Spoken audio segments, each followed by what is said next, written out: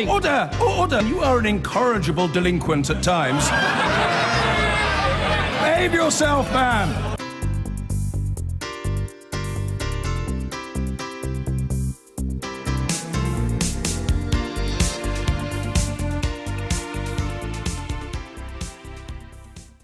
Well, now to the world of public relations, and Bell Pottinger, a giant company of the PR world, it's had to apologise for a South African PR campaign that went badly wrong. It's mired the company in a race row, and its chief executive has resigned. Our chief correspondent, Alex Thompson, is here to explain what's been going on.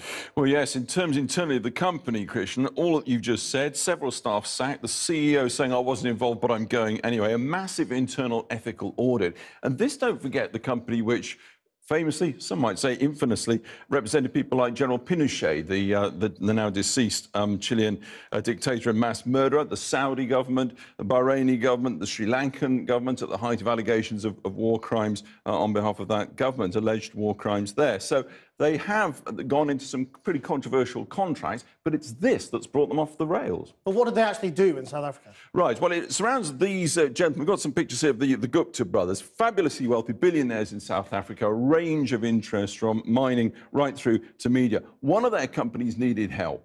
Enter Bell Pottinger. What they did was this company wanted effectively to see off rivals owned by white businessmen. Bell Pottinger did a social media campaign using this hashtag, white monopoly capital. Now, that is by common consent playing the race card and playing it in, of all places, South Africa. And that is what's done the damage. And it's offended, interestingly, not just as you'd expect the target, the white minority of very wealthy business people, but also people across the racial spectrum in South Africa. So the chief exec's gone. Is that it? Does it end there? I strongly suspect not. Really a case of watch this space. But the word is out that further sanctions will come, perhaps indeed from the governing body, which looks after the ethics of the advertising agency. I think Bell Pottinger, by common consent, are very far from out of the woods. There could be more as early as tomorrow. Alex Thompson. The chief executive of the PR firm Bell Pottinger has resigned following a damning report into the company's operation in South Africa for the controversial Indian magnates, the Guptas, who've been accused of state capture. It emerged today that James Henderson has stood down as the report by the international law firm Herbert Smith Freehills found that the Oak Bay account for the Guptas promoted a narrative around the existence of economic apartheid and economic emancipation, using the term white monopoly capital. Newsnight reported in July how Bell Pottinger stood accused of fueling racial tensions to draw heat from the Gupta's relationship with the South African president. Here is a part of Andrew Harding's investigation. The Guptas deny any corruption and last year hired a British public relations firm, Bell Pottinger, to try to improve their image. Bell Pottinger sought to distract attention from their clients' troubles by highlighting economic and racial divisions in South Africa. What Bell Pottinger as a PR agency managed to do in South Africa is actually quite appalling. They sewed back into our nation a very strong racial narrative with a history of our country that it is, I think, that's indefensible and unacceptable. Well, today the Huffington Post is reporting that Bell Pottinger has been expelled from the UK's PR and Communications Agency. The expulsion will take immediate effect and constitutes the most serious sanction the PRCA can institute. The founder of Bell Pottinger, Tim Bell, resigned from his firm last year and he joins me now. Good evening to you. Good evening. The company that you built with your own hands, it must be a devastating day for you. It is. Very disappointing. What went wrong? I think it can best be summed up by Walter Scott. Elder tangled web we weave and firstly practice to deceive. You were the man who went out to South Africa to secure this deal. Yes.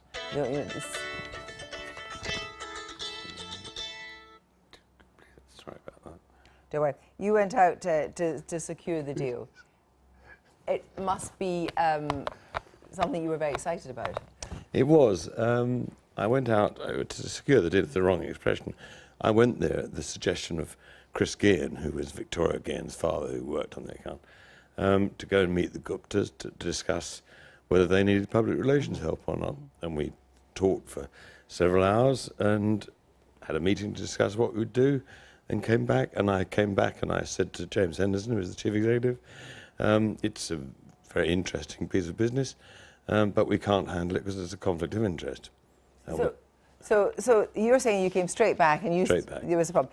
Well, the problem with that is, you see, that we have an email that you sent on the 18th of January 2016, in which you said the trip was a great success. Yes, it was a great success. And we would put forward a deal whereby we would earn £100,000 a month plus costs, and I will oversee this and make further reports. That's a direct conflict of what you've just said. It's not. It's exactly the same as what I said. It isn't. You said you can actually do this as a conflict of interest, but actually this email makes it clear that you think it was a success, and you will oversee this deal. No, it makes it very clear that it was a conflict of interest. I said to them very clearly that, and I said the same thing to them. But there is no mention of a conflict of interest in this email of the 18th of January. It simply says it is obvious that you're very excited about it, and it's going to earn the company a lot of money. No, that is an email which I sent from South Africa before I got back. So, when you got back, having said you will oversee it, what did you do? I did absolutely nothing.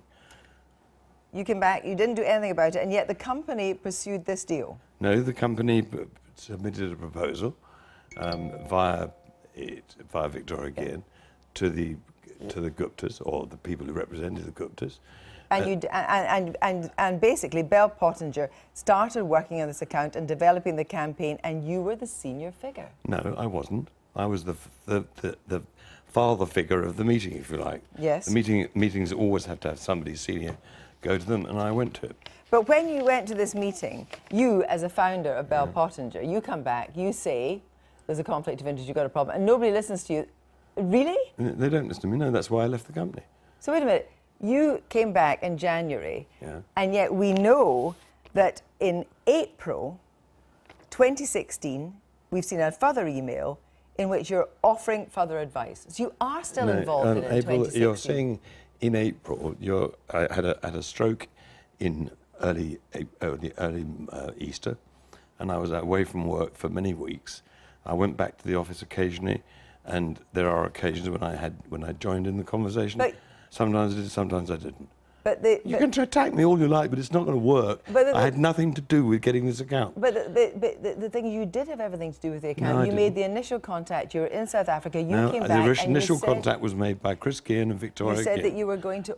You said that you were going to oversee this, and it seems that everybody else takes the blame, or is given the blame, except you. Well, that's a very interesting idea, isn't it? I think exactly the opposite is the situation.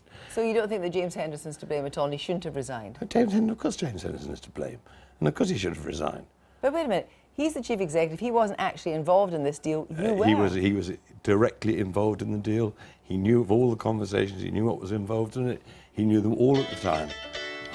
But obviously, you're a very popular man tonight. So, I mean, But can I just say that one of the key things that seems to have been said about this is on the problem with the account, as far as you were concerned, seems to be that there was a conflict of interest because you had other clients in South Africa. The problem with the account wasn't that actually you were running a campaign that had a dubious morality. No, that was not where the situation was. We were asked to do a campaign to promote economic empowerment, and that's what we were asked to promote. Yes, but what ended up you were doing was talking about economic emancipation and white monopoly capital. No, and those white monopoly capital was those things are divisive. White monopoly capital was mentioned not by us but by other people. It's very clear in the Herbert Smith. Let's just look at the history of Bell Pottinger and this. You know, it's a 30-year-old company, and the truth is that you have represented people from Pinochet to Asmar Assad. It makes a suggestion that actually Bell Pottinger doesn't actually have a moral compass. Actually, the fact is, I did the South African post-apartheid elections, working for F.W. de Klerk. I'm well aware of the racial problems in South Africa. I worked there for a long time. But I'm talking about other clients from you can talk all you like about Asmar Assad. I did a job for her, setting up a First Lady's office. Yes, and you also did work for Pinochet as well. No, I didn't. I worked for the Pinochet Foundation. Is Bell Pottinger and I worked for the barrister who represented. Do you think that this is curtains for Bell Pottinger? Almost certainly, yes. But there's nothing to do with me. But it can't go on. The company really is a busted flush. I think that probably is getting near the end, I don't know. You can try and rescue it, but it won't be very successful. So here we have Bell Pottinger. You must take some responsibility for that, don't you? Responsibility for what? But this is 18 months ago. People write stuff, and abusive stuff 18 months later. Journalists write stuff 18 months later, and I'm supposed to react. He's been on the phone. We're going to be on this programme. I resigned from the company in August last year.